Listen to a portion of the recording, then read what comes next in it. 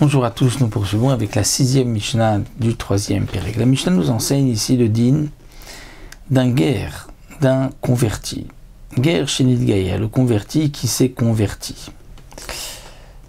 Les Mefarshim disent pourquoi on dit guerre chez Nidgaïa.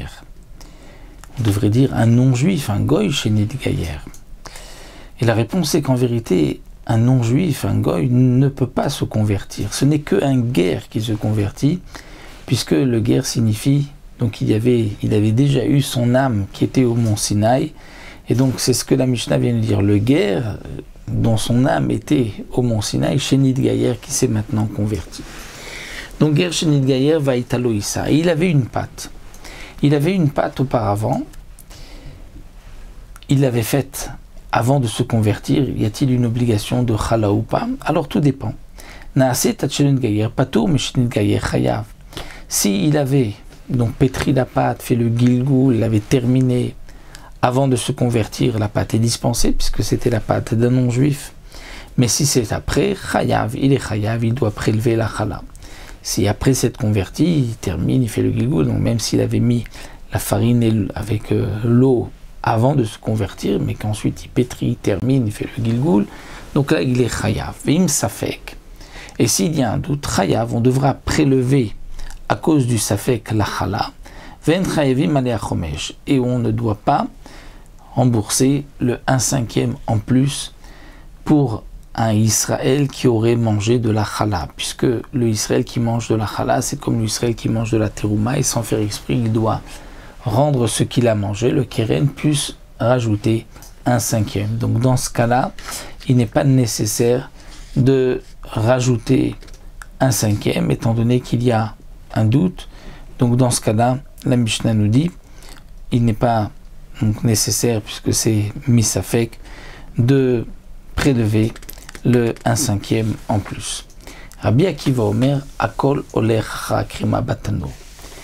Rabbi Akiva, lui, n'est pas d'accord avec ce que nous avons vu ici, que tout dépend du Gilgoul. Rabbi Akiva pense que tout dépend à Kerima Bateno, c'est-à-dire que pour lui, l'obligation de Chala, c'est au moment où le pain va cuire, et il va y avoir comme une petite croûte sur le pain dans le four. C'est à ce moment-là qu'il y a une obligation de Chala.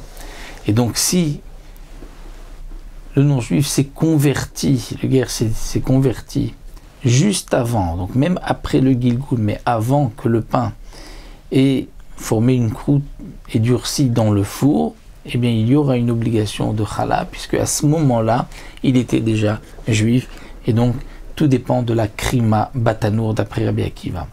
Alors dans les Mefarshim, il y a une question qui se pose, est-ce que Rabbi Akiva est en marloquette sur tout ce que nous avons vu jusque-là?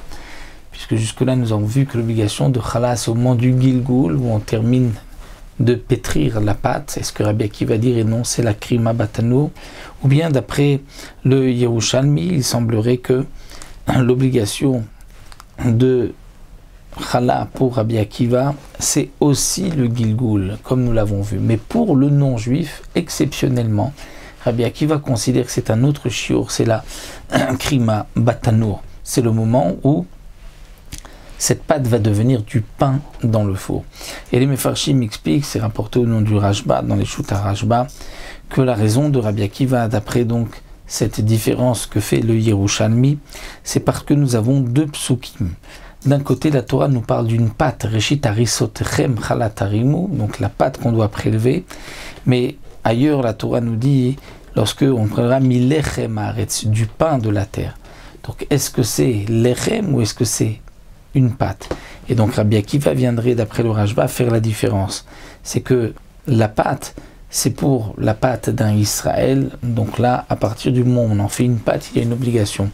Mais lechem haaretz, ça peut être le pain, donc même le pain de la terre, même si c'est la pâte d'un non-juif, mais lorsqu'elle devient pain, s'il s'est déjà converti, ou si, comme nous l'avons vu dans la Mishnah, le non-juif a donné au Israël de la pâte avant la krima batano, Rabbi Akiva considère que au moment où la pâte devient pain, c'est là qu'il y a une obligation de chala pour la pâte d'un non-juif, et donc c'est pour ça que Rabbi Akiva dit que tout dépend de la krima batanour. Donc nous avons vu, ou bien que Rabbi Akiva est en marloquette sur le principe de Gilgul, et que lui, Rabbi Akiva, pense que la krima batanour, c'est ça, qui est le moment M, si on va dire, où il y a une obligation de chala, ou bien Rabbi Akiva fera une différence entre la pâte d'un Israël et la pâte d'un non-juif, comme le dit les Yerushalmi et comme l'explique le Rashba.